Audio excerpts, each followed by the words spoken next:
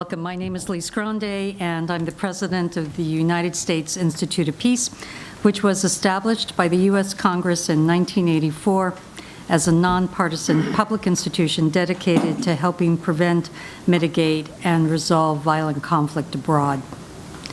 We're honored to welcome the newly appointed Prosecutor General of Ukraine, Andriy Kostin, during his first official trip to Washington, and to also welcome Ambassador Clint Williamson, who served with distinction as the U.S. Ambassador at Large for War Crimes, and who continues to be one of the world's leading experts on atrocity crimes, and Dr. Azim Ibrahim, a leading voice on genocide and extremism. USIP is proud to have supported U.S. efforts to prevent mass atrocities over many years, including the convening in 29 of the Bipartisan Genocide Prevention Task Force. It was co-chaired at the time by Secretary Albright and by Secretary Cohen, and that very important task force helped lay the foundation for what has become our country's current framework to stop atrocities and to hold perpetrators accountable. We're proud now to join with institutions across the U.S., indeed across the world, who are determined to hold Russia accountable for its unprovoked war of aggression in Ukraine and for the war crimes it has committed during the conflict, including killing and kidnapping of civilians and mass destruction of civilian infrastructure. As we'll be discussing today, there is a very strong argument that Russian conduct amounts to genocide. We encourage those of you with us in person and joining us online to use the chat box on our events webpage and the hashtag UkraineUSIP on social media.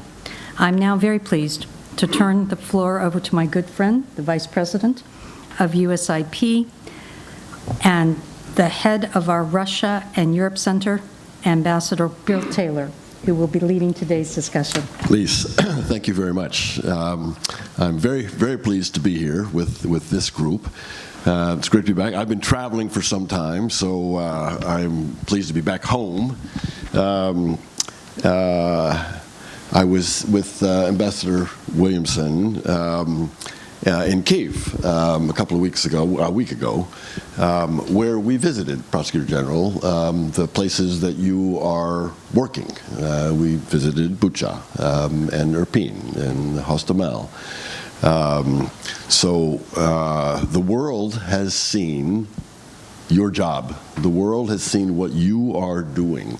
And now the question is, what do we do about that? What are the implications? What are the consequences? How do we hold people accountable for these atrocities? As Lise just indicated, there's a strong case that can be made that we'll hear about here today, that this is genocide. And we don't use that term lightly. It has great implications that we will also talk about here today. But we face the facts. We face what's going on there. And as I say, I was there to see that. Atrocities that build up toward genocide lead us to think about intent. And intent's hard to prove. There are a couple of lawyers, I suspect, in this room, and there are probably a couple of lawyers online with us. I know there are a couple of lawyers on this panel, and they will describe intent and proving intent. Difficult. Important that we address this. These three people that we are lucky to have with us. Lisa's already generally introduced. Let me just go into a little more detail on Andriy Kostin, who has been the Prosecutor General in Ukraine since the end of July. Graduate of Odessa National University, Faculty of Law, International Bar Association, elected to the Rada, Verkhovna Rada, head of the Legal Policy Committee in 2020, distinguished lawyer, understands this job very well. Strong support from President Zelensky. Ambassador Clint Williamson, again, Lisa's introduced. Clint is the Senior Director for International Justice, Georgetown Center for National Security, which I understand is a revision of the new title. That's as of yesterday. As of yesterday. So as of yesterday, Senior Director for International Justice, Georgetown Center for National Security. Glad to have you here. He's also the U.S. Leads the U.S. participation in the Atrocity Crimes Advisory Group, established following the Russian invasion of Ukraine to support war crimes units of the Office of the Prosecutor General of Ukraine. Clint and I saw each other in Kyiv a week ago. He was also senior fellow at the McCain Institute, ambassador at large, as Lisa has already indicated, for war crimes issues. And finally, we have Dr. Azim Ibrahim, who is the Director of Special Initiatives. Azim, very glad to have you here. Special Initiatives at the New Lines Institute. Adjunct Research Professor, Strategic Studies Institute, U.S. Army War College, PhD, University of Cambridge, Kennedy School of Government at Harvard, and World Fellow at Yale. So 3 people with incredible experience and background to be able to help us walk through this thing. So, Andriy, I'd like to turn to you. This, again, welcome to Washington. First trip as Prosecutor General. You have a message for the United States, for the world, on your job. You've been on it for coming up on 2 months. What's the challenge? What do you see right now? What's the progress? What's the challenge? Where are you going from here? Should be on. Yeah. Thank you, Ambassador, and thank you for inviting me and meet here. And thanks for all of our participants who are online. It's very important to talk in person. This is the main aim of my visit. Of course, you understand that we have a lot of to do in Ukraine, and our teams in Kharkiv region are working, from early morning till late night. Prosecutors, investigators of state security services, investigators of national police, experts, they work on the ground in different towns and villages of liberated Kharkiv region. I have already mentioned the territory which was liberated by our army from the beginning of September. This is about 8,000 square kilometers. It's like the territory of the state of Connecticut. So just for you to imagine. And in each of these hundreds of villages and towns, we know and we see and we already fix are cases of war crimes committed by the aggressor. What we immediately understood when I get the reports from our teams on the ground, when they immediately come to the liberated territory, we saw the same conduct of the aggressor, the same which the world have seen when Bucha, Irpin, Hostomel, Borodyanka were opened. Absolutely the same, starting from bombing of residential multi-storied buildings, as we see in Izium, for instance, and as we saw in Borodyanka near Kyiv. And then coming to shooting of civilians with striped hands, rapes, tortures. So the bodies which we are exhuming every day, from 50 to 60 bodies per day, you may imagine how big work is done, because we need to identify everyone, and we need to identify the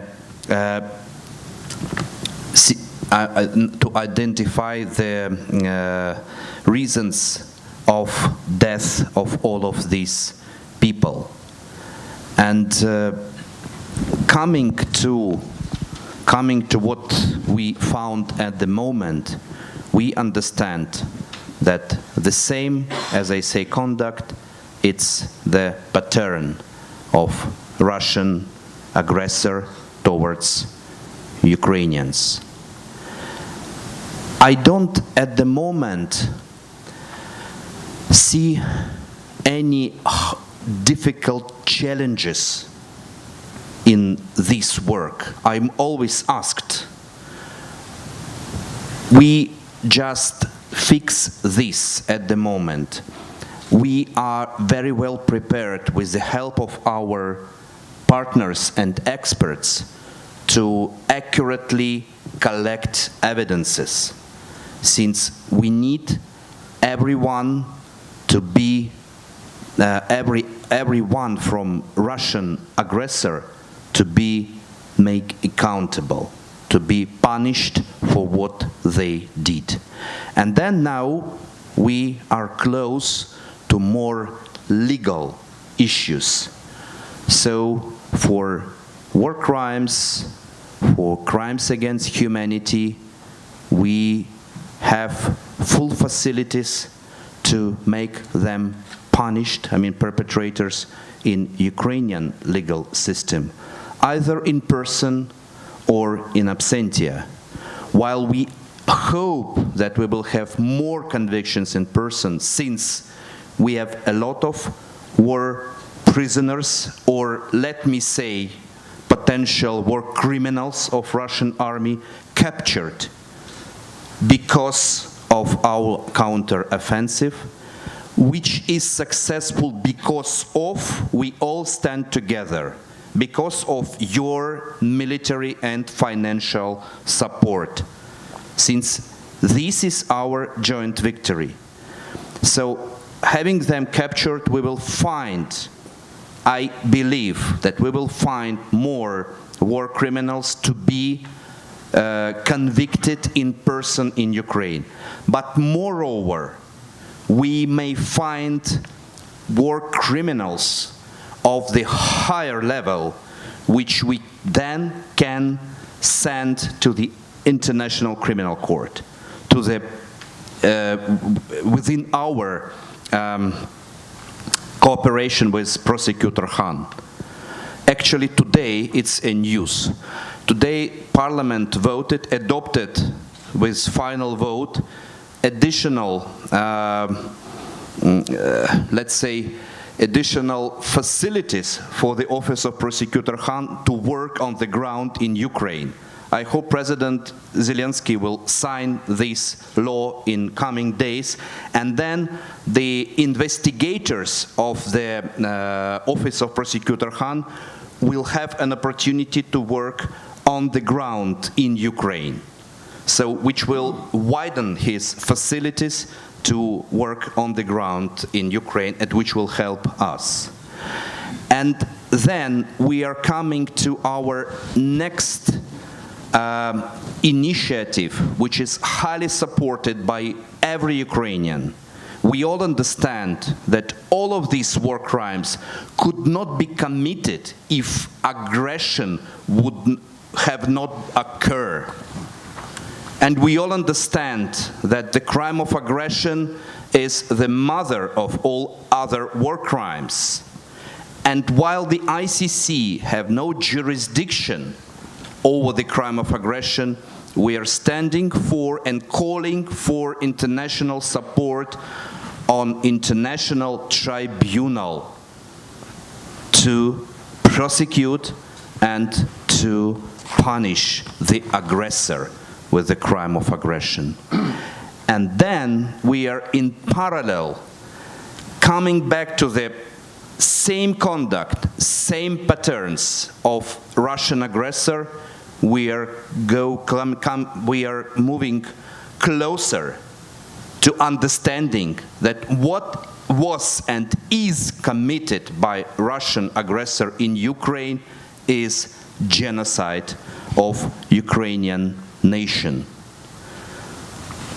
And coming back to other aspects of the accountability of the aggressor, we also understand that Ukraine should be rebuilt, should be reconstructed in after-war time. That is why our team, as I say in many meetings, let's say it, accountability team, is dealing also with the international compensation mechanism. We know that due to our international, thanks to our international relations and support of our partners, you have freeze a lot of assets, sovereign funds, and the assets of oligarchs who helped to build this Putin's empire, who became an aggressor and who became like the beast which want to ruin all international law in the world. He started to do it in 2008, then very actively did it in 2014, and now he tried to ruin everything. So we also dealing with compensation mechanism, because their money should be confiscated and sent to Ukraine to rebuild our country. We have a lot of other very difficult issues. The kidnapping of our people, especially children. Nobody knows at the moment, I'm very open now with you, the amount of them which were deported from Ukraine to Russia, Belarus, or to temporary occupied territories. Nobody knows. We have a lot of figures. Something which we can, on my level, as Prosecutor General Office, confirm. It's about 5.5 thousand children which we identified at the moment, which were kidnapped. But we all understand much more were deported. And it's very difficult to find a mechanism how to take them back.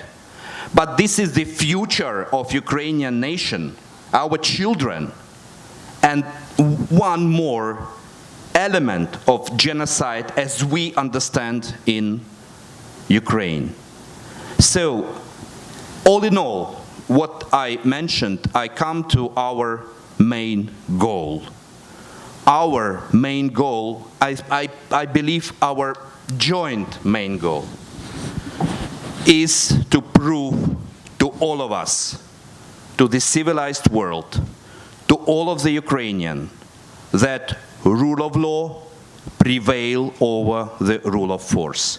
This is our main goal, and we will do everything possible to reach it in any direction of the accountability of the aggressor. So this is my message for you today. Andriy, it's a great message. It's a heartfelt message. It's a passionate message. It's the right message. Your point about winning with the support of the West and the weapons that we've provided and the other support that you've mentioned, sanctions, that is the top priority. And you are forcing the issue of the accountability to maintain that at the fore. Great points on the International Tribunal for the crime of aggression. And we'll come back to this, I'm sure. Genocide you've raised, Lisa's raised, I've talked about this, I know Azim's going to talk about this as well. The kidnapping is just horrific. It is just horrific, as you've just described. Compensation is a big part of going forward. All of this in terms of both the sovereign wealth, the sovereign revenues that the West has frozen, that's there. That's there to be taken. There's some legal aspects of that, which we can probably get to, but that's going to be important. You've mentioned the support from the outside, and indeed, Ambassador Williams-Clint, you've got some thoughts on that, and I would love to get your reactions to both what the Prosecutor General said and your sense of how the international community can help in all of these efforts. Clint.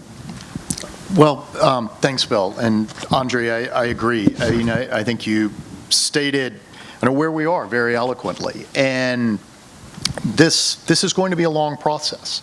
The scale of crimes is almost unimaginable. I first went out a week after the war started working with the Office of the Prosecutor General on the Polish border, and we have continued this effort since then. It has grown into a multinational effort that started initially as a U.S. project, but was joined by the European Union and United Kingdom. Secretary Blinken, High Representative Borrell, then Foreign Secretary Truss have officially rolled this out on May 25th and said this would be the official response from the transatlantic community to support efforts to investigate and prosecute war crimes in Ukraine. We've had a great working relationship with the OPG since Andriy came in late July. I think there's a new energy in the office. The tasks that they have faced would be overwhelming in any country, including our own. If you imagine crime scenes that stretch for miles, hundreds of bodies that you're having to deal with, there's no prosecutor's office in this country that would be able to handle this seamlessly. But I think the Office of the Prosecutor General has done a fantastic job. I think the trajectory of their work is a very positive one. But just going back to when I first met with them a week after the war started, they already had hundreds of cases at that time. Now the war crimes type cases number somewhere around 33,000.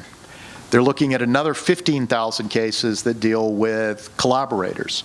So this is a huge workload, but they are making progress. As Andriy said, there's a good working relationship with the International Criminal Court. I think that dynamic extends to the work we're doing through the Atrocity Crimes Advisory Group. And there is a clear division of labor.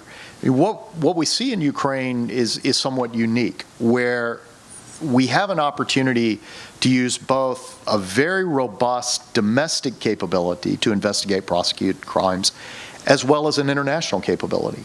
And this has been somewhat unusual when you look at situations of mass atrocities in recent years.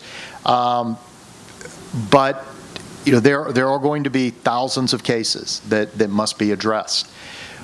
Very early on, we saw indications of war crimes, even from the first week. The indiscriminate use of force by the Russians, the shelling of civilian targets, of apartment buildings, of hospitals. With the revelations in Bucha and Irpin after they were liberated, we started seeing evidence of crimes against humanity. People being murdered, tortured, sexually assaulted, illegally detained. And since then, we're seeing this just in the last week in Izium and other places. And sadly, I think this trend will continue. As more and more territories are liberated, we're going to have to confront these crimes. As to genocide, I think there are very compelling indications that we are seeing a genocide. Oftentimes, there's this misperception that a genocide determination is based on threshold numbers of victims. And it's understandable. There's an association that tends to be made between genocide and the Holocaust or events in Rwanda, but it's really based on intent. Obviously, the intent has to manifest itself, and you get back to the question of numbers a bit then, but it is the intent, or it's acts that are committed with the intent to destroy in whole or in part a national group, race, or religion. The rhetoric that has come out of Moscow from the very beginning, from President Putin, from the Russian media, is clearly indicates an intent to destroy Ukraine as a nation, to not even recognize Ukraine as a nation, to not recognize the Ukrainian people. And it has extended to acts that are being committed on the ground, and certainly what we're seeing with these forced deportations, these filtration efforts, trying to identify and then persecute people who are not willing to embrace this Russification of Ukraine. So the challenges are huge. We have a robust international partnership that's working with the OPG. We will continue to do this going forward. And I'm quite confident that this undertaking is going to be successful. But we will see over time, and we'll face the challenges together. Thanks, Clint. Ukraine will win. When Ukraine wins, then the accountability can really be clear and be enforced. This is going to be important. Clint, you raised this question of genocide. Azim, it's a good lead-in to you. You've done some study of this and have looked at the elements. We talked about the issue of intent. What can you tell us about that, and how did you address this issue of intent? Sure. Thank you so much, Bill. The word genocide is often used very loosely, and it's often used interchangeably with mass murder. People use the term without understanding what the actual term is, and I understand why they do that. But the word genocide has actually got a very precise legal definition, and that definition is presented to us in the 1948 Genocide Convention. And as Clint mentioned, at the center of this definition is intent. The intent to destroy a group in whole or in part. It doesn't have to be the whole group. For example, during the Holocaust, the Nazis were not trying to destroy the Jews in Canada because that was not under their control. The whole or in part. And this intent can be attributed to a state through evidence of a general plan, documents, statement, policy statements, etc. Or it can be inferred from systematic pattern of atrocities that are taking place. So there does not have to be an explicit order to destroy a particular group. It can simply be inferred from the pattern that you observe. There's 5 genocidal acts: killing, causing serious bodily harm, deliberately inflicting the physical destruction on the conditions of life, birth prevention, and forcibly transferring children. So out of the 5, only one of them is killing. Now people think, oh, it has to be numbers, or how many people have been killed. It's nothing to do with numbers, it's about intent. Killing is only one of the indicators. You can kill one person or you can kill 1 million. It does not change the definition of genocide. Now let me just give you a very quick background of why I'm sitting here. A couple of years ago, we did a very extensive and detailed report on the Uyghur genocide. We put together a coalition of over 50 of the top legal scholars, and this report was produced by the New Lines Institute, and it was subsequently used by the US State Department to come to its genocide determination. Subsequent to that report, I was invited earlier this year by the Ukrainian government to visit Ukraine and try to ascertain if a similar situation is occurring there. So I was invited by the Ministry of Health. I went to Ukraine in late March, early April. I spent some time there. On my return, I put together 3 teams of experts. They were open source intelligence experts, language experts who could translate Russian radio communications, telegram channels, and a group of legal experts. So we put together 35 of the top legal scholars from around the globe, and these included some of your former colleagues, prosecutors from the ICC, ICJ, former ambassadors, etc. And the conclusion we came to after applying all the evidence, examining all the evidence, was that, first of all, that the Russian Federation is in breach of the Genocide Convention. Secondly, that the Russian Federation bears state responsibility for inciting genocide. And thirdly, that the pattern of atrocities indicates an intent to destroy Ukrainianness, which is in breach of Article 3 of the Genocide Convention. And it's very important to understand that incitement to genocide is a crime in itself, is a crime, even if genocide does not occur. The incitement to commit genocide is a crime. And we can see this in the rhetoric. It's all there in the public domain. For example, Putin in July 2021 wrote an essay himself saying that Ukraine is an artificial creation. So he does not recognize Ukraine. They deny the language, culture, history of Ukraine ever existed.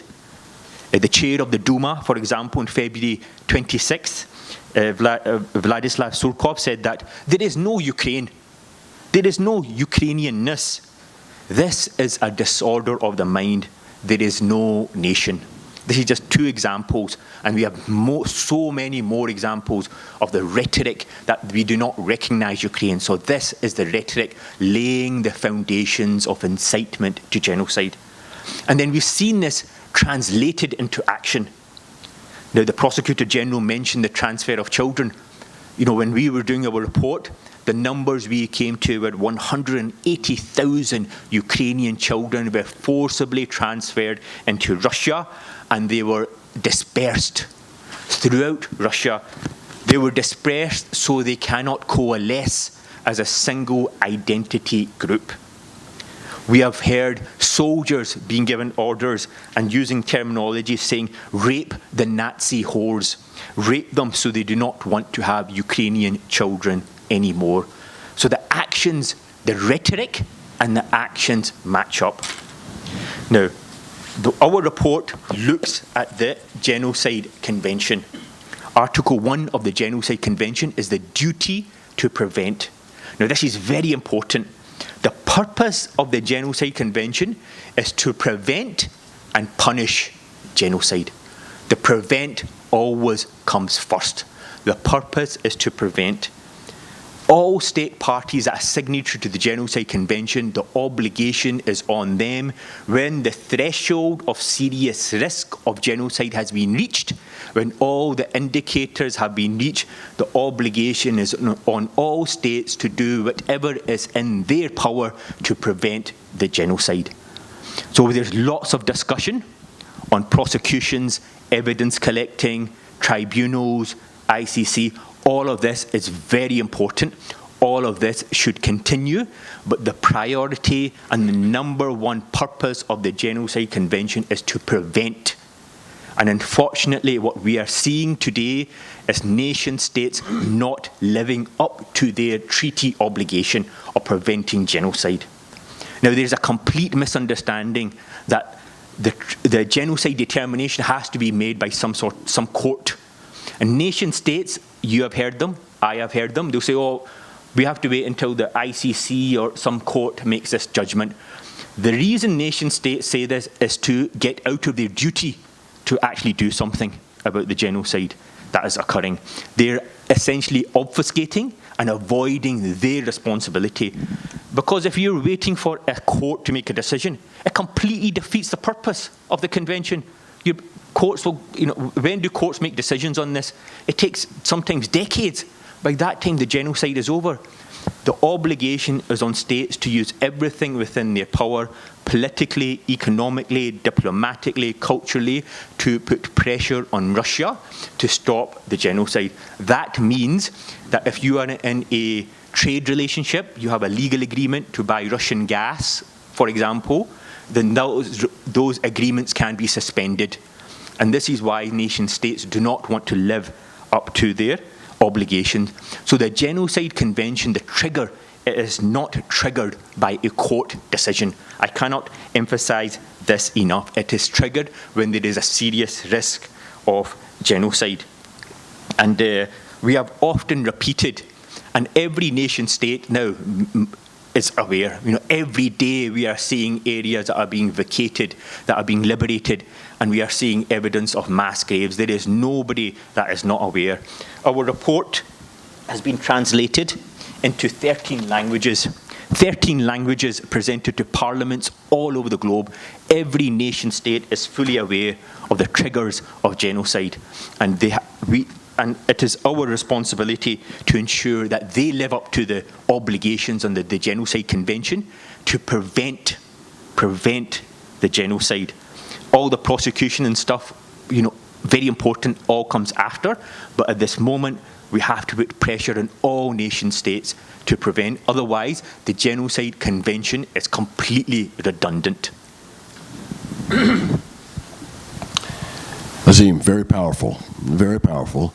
Andriy, I'd like to give you and Clint opportunity to address this issue of genocide, the obligations of nations who've signed up to the Genocide Convention to try to prevent. One can argue that this coalition that the United States has put together, that the Biden administration has put together to oppose the Russian aggression, to support the Ukrainians, to allow them to win, is an effort in that direction to prevent the continuation of the genocide. Love to get both of your thoughts. Andriy, starting with you on this question. First of all, thank you for this very substantial and very strong position, since it's echo something which I, from time to time, transfer from my side, that it's important to be politically strong, not only to wait for decades for judgment of the court, but if we all understand that we are talking and we all agree, for instance, that this is genocide, why should we wait until people who suffer from the genocide will have no chance, maybe even to stay alive before this judgment will be taken? So this is very important. We have no time, once again, to restore the international law and to prevent, being very strong politically, to prevent the acts of genocide in the future. Let me comment the figure of children deported. You mentioned 180,000. We heard a lot of figures, and as I mentioned, something which we fix, 5.5, identified these children.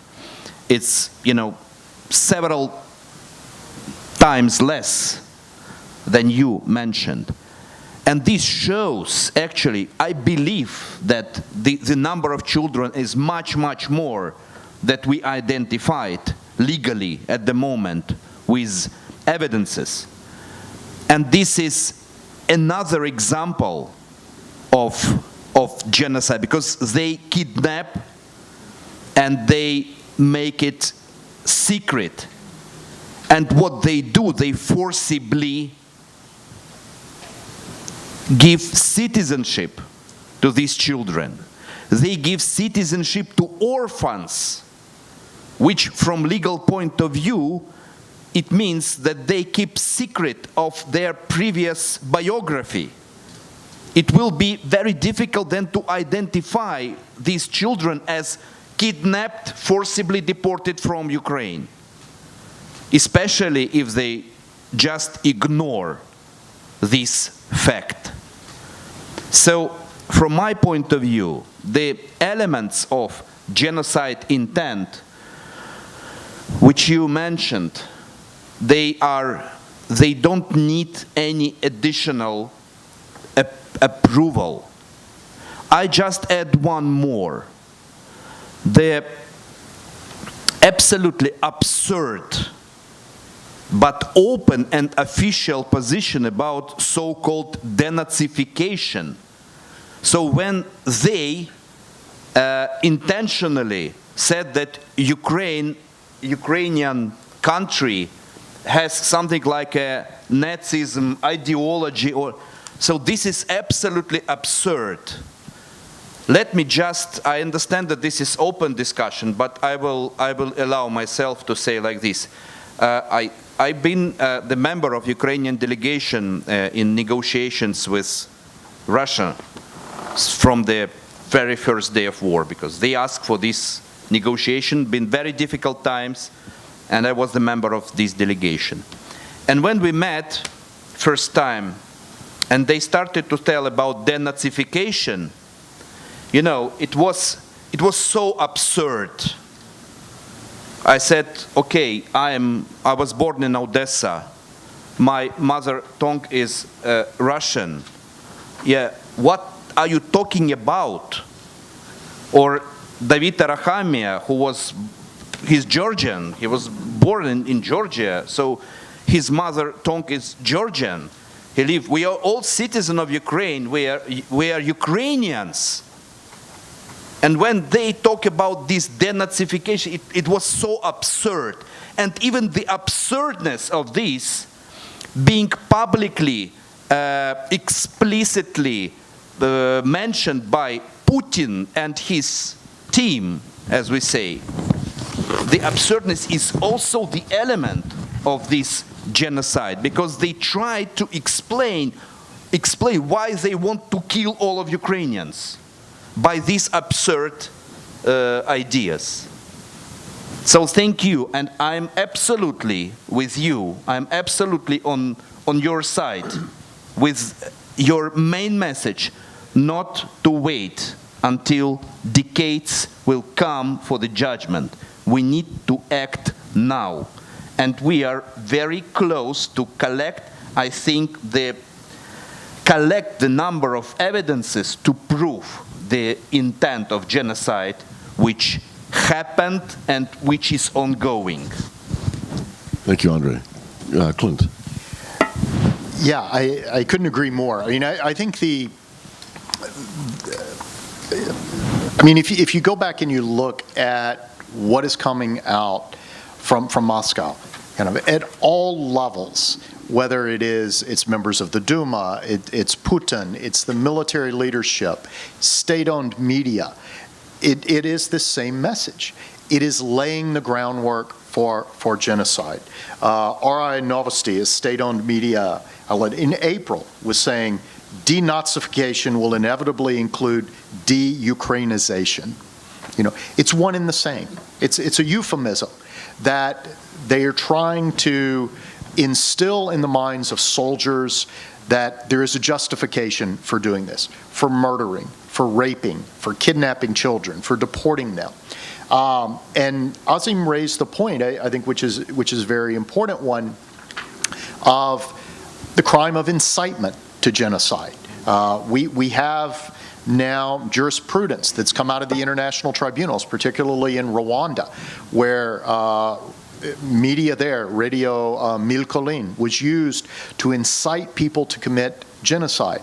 This has been coming out of Moscow well in advance. I mean, as Andriy said, he's been involved in these negotiations going back years. This is a message that did not appear overnight. This goes back for many, many years. Preparing people who are willing to implement these acts. And it has to be confronted. And I think another point that Azim made is a very critical one, that oftentimes people tend to think that the obligation for nations to act when they determine that a genocide is occurring is really one of military intervention. But it is much broader than that. I think there has been, in large part, a military response to this. Certainly from the United States and NATO partners to provide military assistance to Ukraine. I think many of us would agree that more could be done in this regard, but there has been that type of response. But as Azim said, it can go further than this. It can be canceling contracts for importation of Russian gas and oil. There are a whole range of actions that can be undertaken by governments that will help to undermine the Russian position and to confront genocide as it's happening. And it is very important for that to occur as we continue to build evidence and compile evidence and build a case against the Russians who bear responsibility for this. And it seems to be starting. President Putin, all of a sudden now, the past couple of days, has faced some real criticism from his supporters, from the Chinese, from the Indians, from the right in Moscow, from the left in Moscow. This is beginning to be clearer and clearer of the magnitude of these crimes. So that is the beginning that we need to push on. And as Clint just pointed out, it's not just military. The military is part of it, because that can stop genocide, but it's also the sanctions, and broadening the sanctions, and tightening the sanctions that are going to be important to do this. Azim, you were going to make a point. Yeah. No, I would just like to follow up from what the Prosecutor General said about the accusation that the Ukrainians are Nazis. So this is actually a tactic in genocide. This is actually recognised in genocidal incitement. And I'll just read out very quickly. This is referred to as accusations in a mirror. Accusations in a mirror is a powerful, historically recurring form of incitement to genocide. A perpetrator accuses the targeted group of planning or having committed atrocities like those the speaker envisages in terms of what they're planning to do.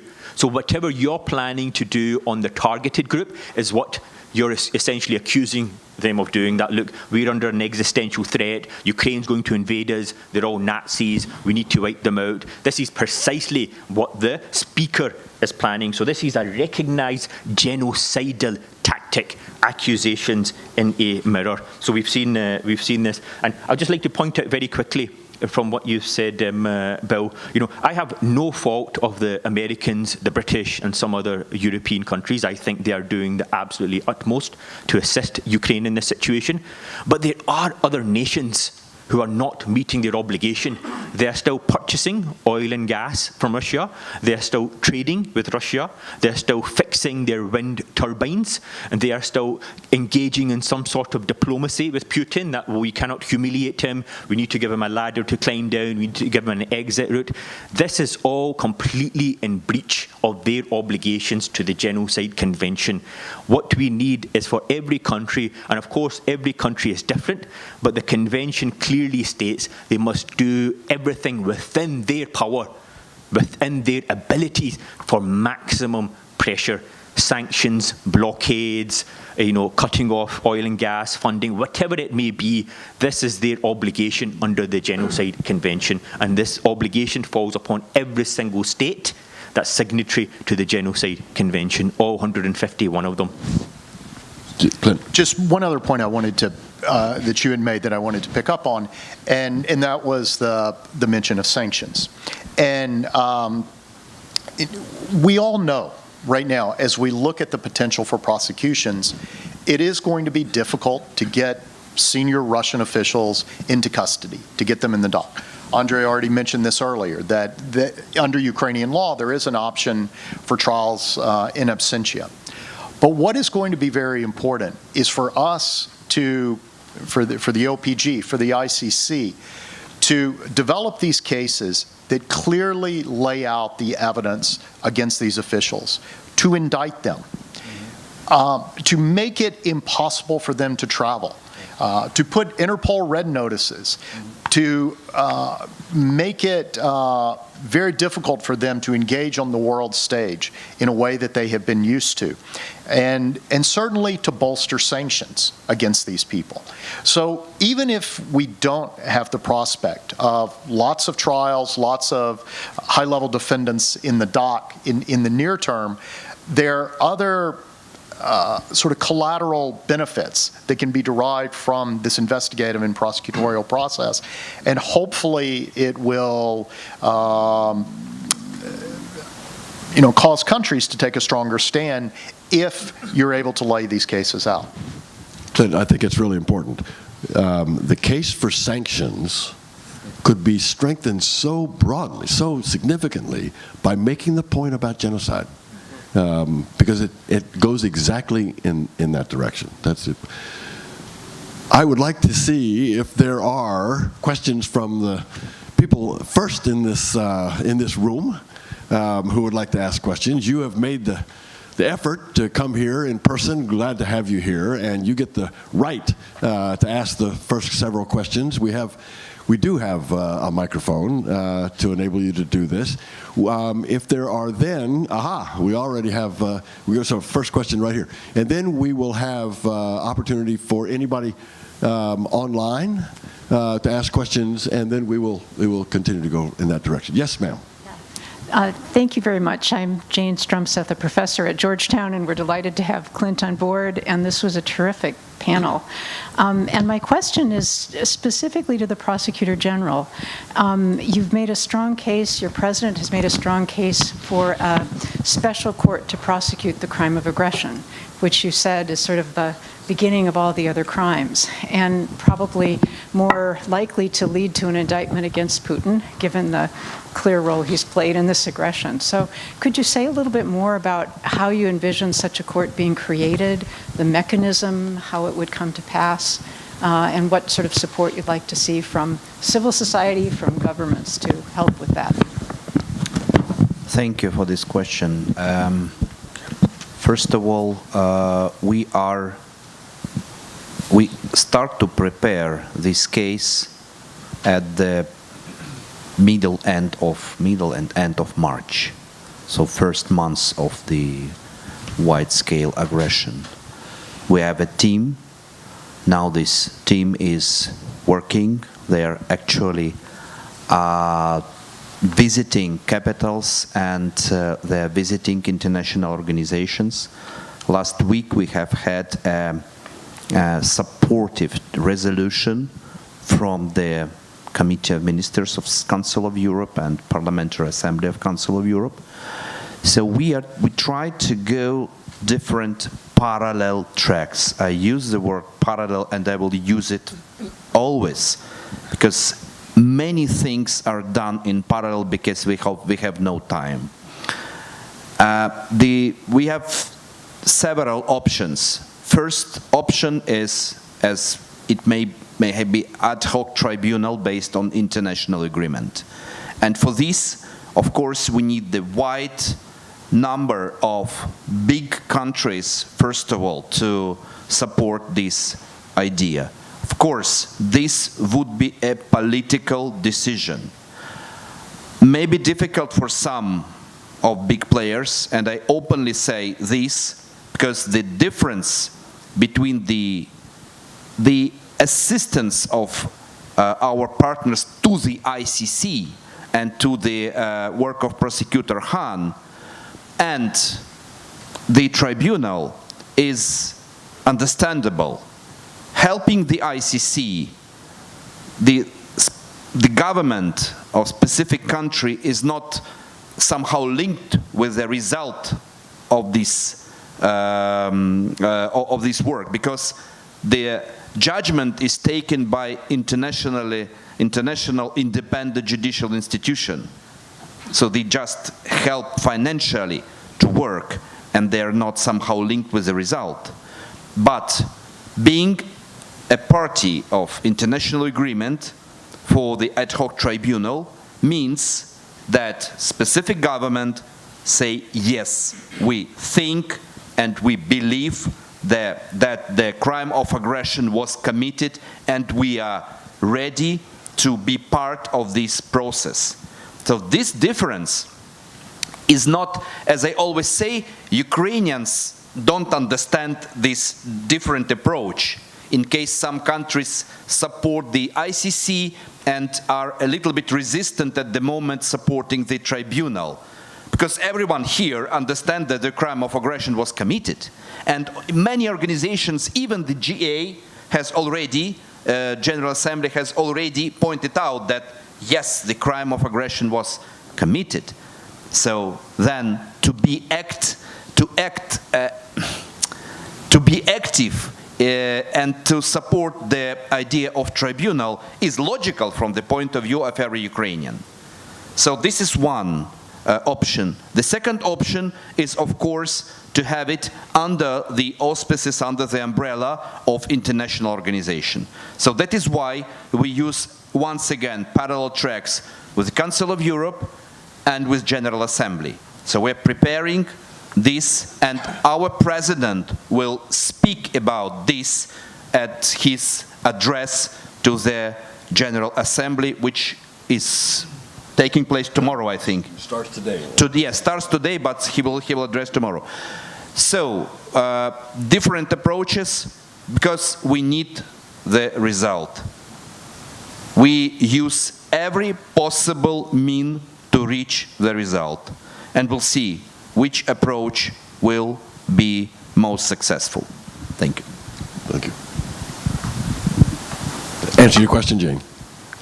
No, that was very helpful. I've talked about the importance of a web of accountability and A web of accountability. This is important. multiple approaches to Yeah. accountability, and I think that the Tribunal for Aggression should be part of the web of accountability that includes national prosecutions, that includes prosecutions at the ICC, the case before the International Court of Justice, universal jurisdiction prosecutions. There are many ways to build this web, but I do think the prosecution of the crime of aggression should be part of it. If I can just add quickly, without denying kind of the political challenges of creating such a tribunal, there actually is a precedent for doing something like this. I mean, as Andriy said, you can still be supportive of the ICC, but you have to recognize that the ICC has no ability to prosecute the crime of aggression right now.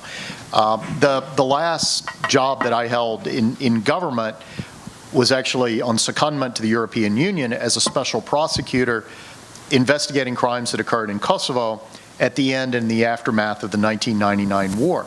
So these fell outside the jurisdiction of the ICTY, and therefore, under normal circumstances, they would have been dealt with by the Yugoslavia Tribunal, but they could not because of these jurisdictional constraints.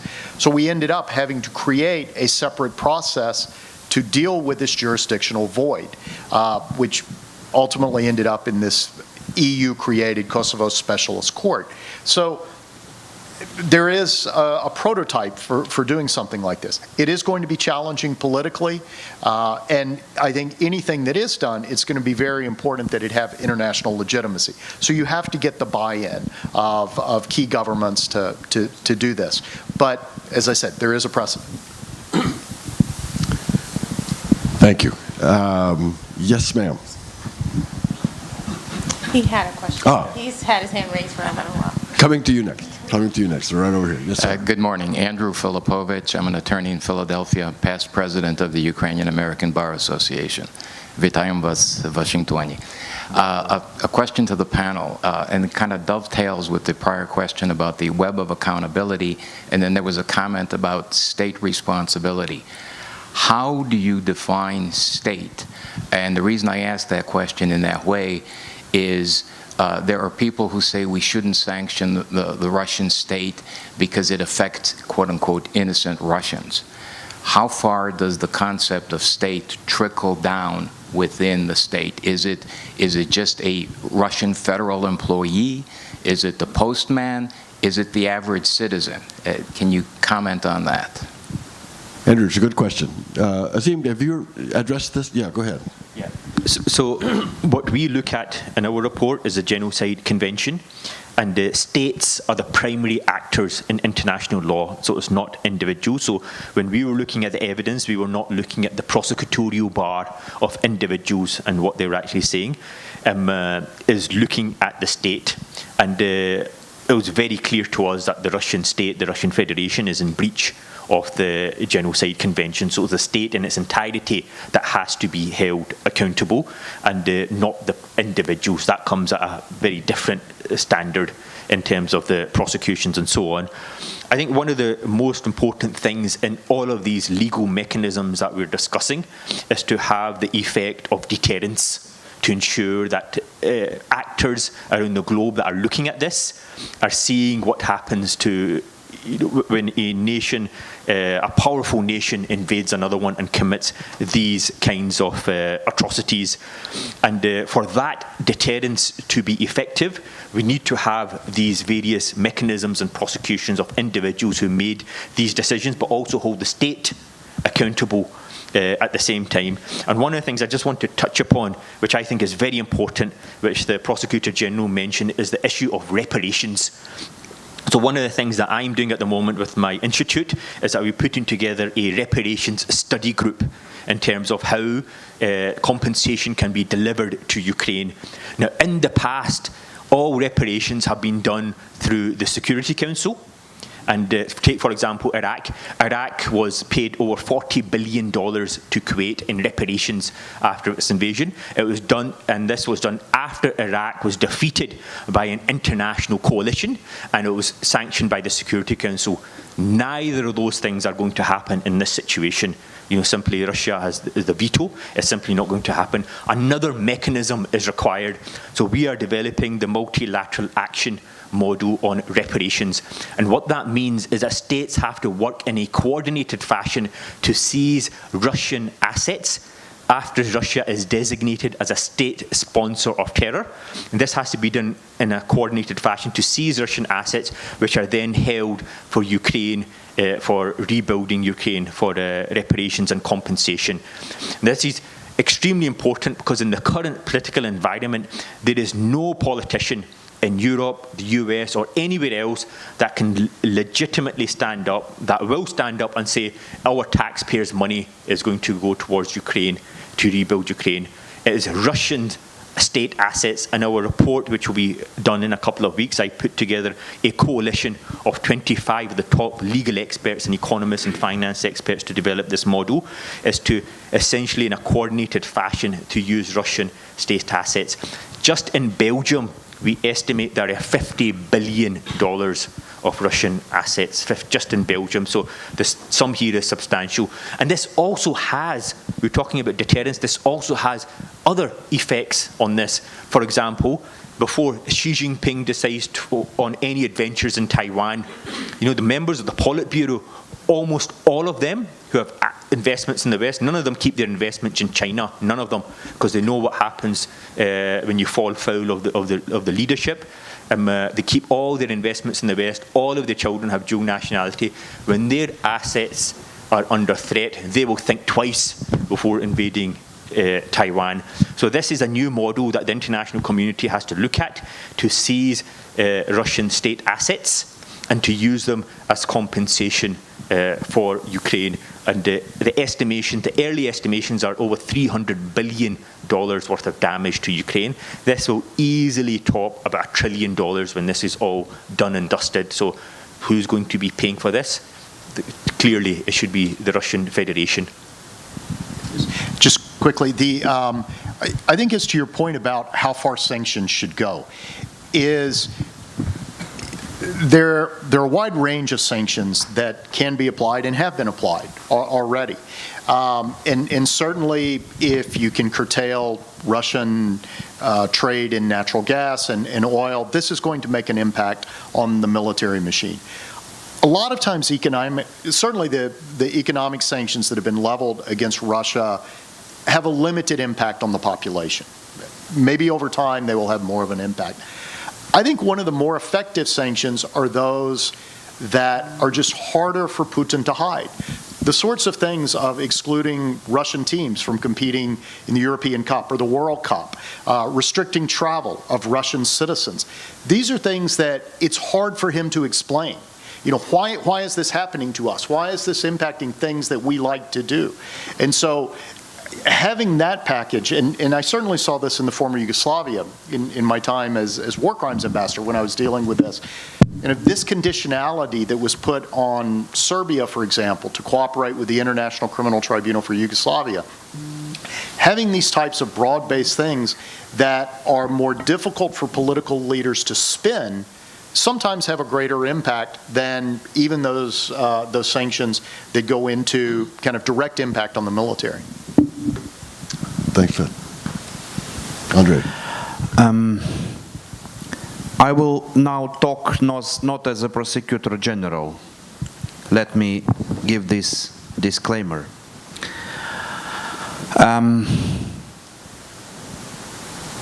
I will say like this, or let us imagine that we are talking 2 months ago when I was a politician, okay? At that time, I would answer your question like this. There is no innocent Russians.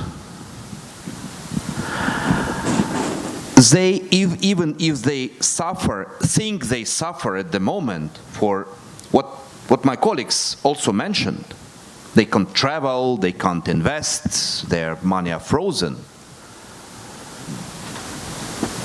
It's, from my point of view, if I would answer your question 2 months ago, it's because we all, maybe not Ukraine, I'm sorry to say it, but the international community did not respond in 2014 as it should responded.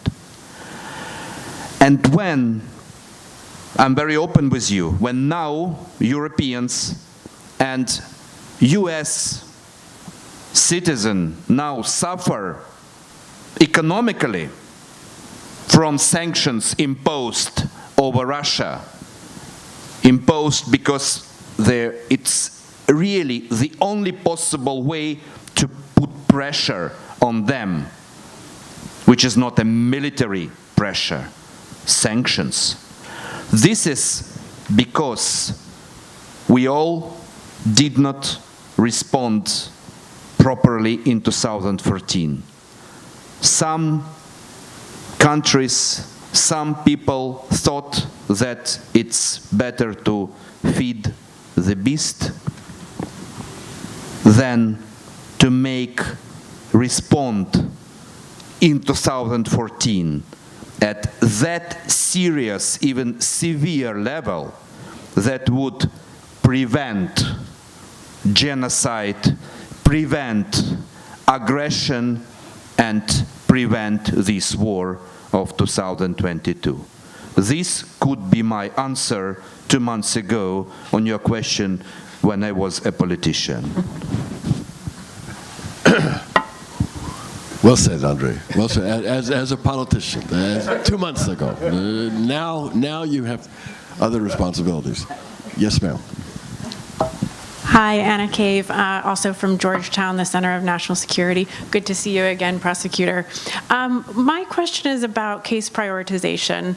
And I think one of the lessons learned from the tribunals is that their impact in some ways was lessened or not as great as it could have been because there wasn't sufficient outreach and engagement with communities and the populations who were actually affected. And so my question for you is, how do you think about prioritizing cases given the huge workload, the 33,000 cases, in light of what will resonate with the people of Ukraine? Of course, this is a very challenging task to prioritize. Of course, we prioritize something which has a great impact. The cases like we are now found in Kharkiv region, the massive graves in Izum, they are the matter of priority. All cases of war crimes committed near Kyiv, which we all remember, Bucha, Irpin, Gostomel, Borodyanka, these are our priorities. All cases where now civilians are killed due to shelling, bombing, which are every day civil objects are hit by Russian army. These are cases of our priority, especially when big number of civilians are killed or perished due to missile or air attack from Russia. These are cases which we prioritize. Coming back to the number, we are now looking and preparing some IT solutions because we understand practically that from this number of crimes, some of them could be duplicated. Because it happens like this. Actually, we have two main sources. First source is effect. So hitting of some civilian object, killing of people, this is the fact which is fixed and which is then registered as the crime. The other source is the reports, or how to say it, заявление, complaint of people. And this may happen that different people may complain about the same fact. So that is why we are preparing some IT solution in order to check this system and to find out these duplications, because we all understand that it's really quite difficult to investigate and prosecute such big number of crimes. But we fix everything. We fix everything just in order to be sure that we don't miss anything. Lauren, let me ask you if there are online questions. We have patiently had our people standing by. Any questions from the online crew? Yes, we have some good questions. I'll give you two that are both directed to Prosecutor General Kostin. Does Ukraine have the technology it needs to rapidly identify human remains as it collects evidence to build cases for war crimes and genocide? And a second question, you've mentioned recently that you've created a team within your office to focus specifically on issues of conflict-related sexual violence. And can you talk a little bit more about that unit and the resources it has? Yes, this is. Thank you for this question. I will ask them to repeat first one to catch the exact question. Maybe I just missed it. For the second, yes, I have created a special unit in the Office of Prosecutor General, which will be dealing with conflict-related sexual violence crimes. This unit is within the Department of Prosecution of War Crimes. Actually, here is Yuri Belousov, our prosecutor, the head of the Department of the War Crimes Department, as we say. It has a longer name. So within this unit, within this department, this specific unit is now organized. We are also in communication with our international partners, and we hope in New York, as a side event of General Assembly, we will hold a special presentation of the strategy of investigating and prosecuting of conflict-related sexual violence crimes, together with the Pramila Patton, and we will proceed this work. We all understand the sensitivity of these type of crimes. We all understand the challenges which prosecutors and investigators has, and we all understand the real difficulties of people of different gender who are the victims of this type of crimes. And we are also in contact with the civil society, who helps us a lot in order to prevent additional traumatization. I mean, additional,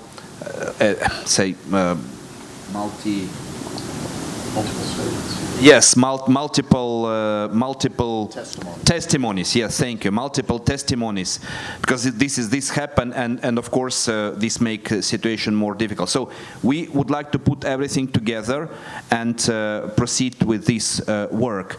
Moreover, we are preparing communication strategy from the Office of Prosecutor General, and hopefully from other very high-level authorities of Ukraine, to our Ukrainians who are now safely located in Europe and who could be victims or witnesses of sexual violence, for them to report safely, confidentially, because we don't want to miss.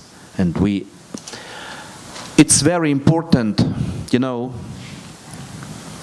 for the person who is a victim of any crime to get this feeling of justice. It could be a long way, but I, as a professional attorney, let me say like this, as a professional lawyer, I understand that keeping this inside may ruin the human being from inside. Our aim is to help them to talk. And then we will take this task in our arms to find the perpetrator and to make him accountable. And I will ask to... do you have the technology to identify the... Identify human remains. Yes, we have special laboratories, and thanks to our French colleagues, we have a mobile DNA laboratory now working in Kharkiv region, exactly where it's necessary, and the speed of its work is much higher even than regular laboratories which we have. So we are in communication and negotiations to get more from our partners, because we need more these mobile laboratories to identify the bodies. Mm-hmm. Yes, sir. Hi, thank you. Yeah, hi, Mitt Regan, Georgetown, working on the project along with Clint and Anna, who spoke earlier, who are leading the team there. My colleague Jane Stromseth. Do we have others here? Let me just see you. Anyone else here? Students? Just stand up. Sonia Geba, who is of Ukrainian American heritage, speaks Ukrainian. Maria Wong and Rebecca Ratner. So. That's a great team. Yes, it's a great team, and there are more. And there are more. I wanted to ask the Prosecutor General, unlike many attempts to provide accountability in the past, which have been sort of retrospective in looking at what happened and trying to uncover evidence years afterward, here we live in an age, as you know, of 24/7 social media. There's an explosion of information coming in from many sources, almost in real time as atrocities are being committed. And I would think that that could create a huge challenge, just in terms of organizing and managing all that data. And I'm wondering how you're thinking about going about doing that. It's really a great challenge. Last week I have a meeting with the civil society organizations which are helping us as the Prosecutor General in our work, and this was also a combined meeting in person and online. I think we're something like more than 30 civil society organizations which helps us, and also helps us with like finding and trying to fix the open source information which could help us in specific criminal cases. This is a great job they do, and we do also, because we also have teams which are doing this in our office and in offices of law enforcement agencies. The question is, your question is very in-time question. I mean, very urgent, how to analyze all of this. Since we have a lot of video, photo, other files, how to analyze.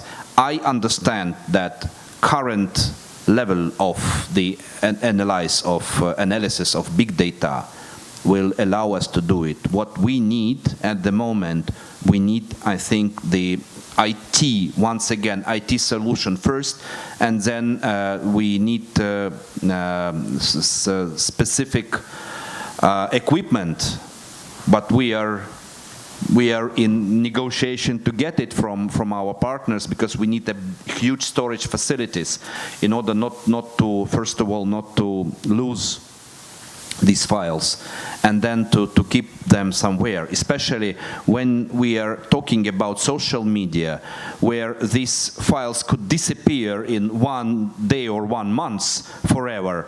So it's important to somehow to fix it and to store somewhere.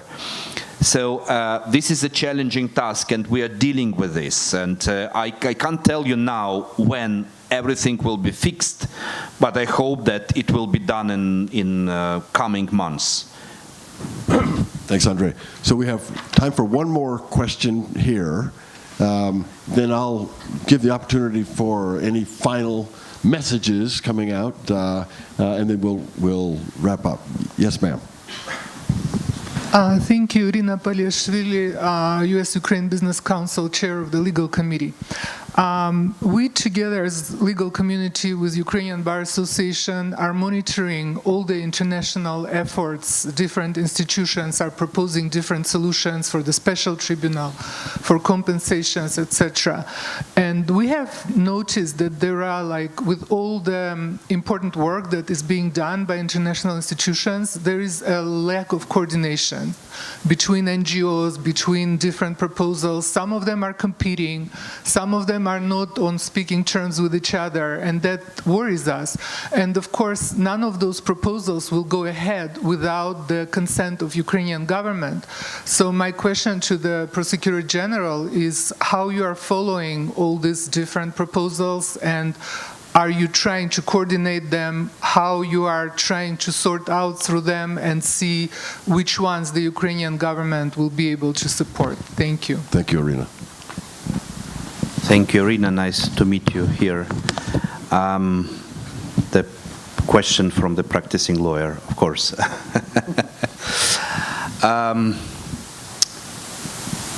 I know that there is a wide range of discussion between lawyers in different teams proposing different solutions.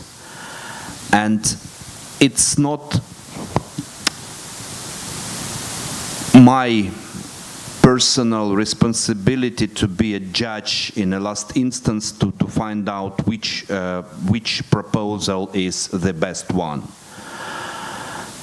I always say that I try to coordinate under my umbrella as much as it is possible in order to avoid demotivation, frustration, and overlapping. I don't want people to really deliver something and then understand that it's not necessary. But my question is also, I will allow myself, is also to send it back to you. It's important for the lawyers to come to a same conclusion if it is possible. Because what I heard several times, I've been involved in these processes from the beginning of, end of March, beginning of April.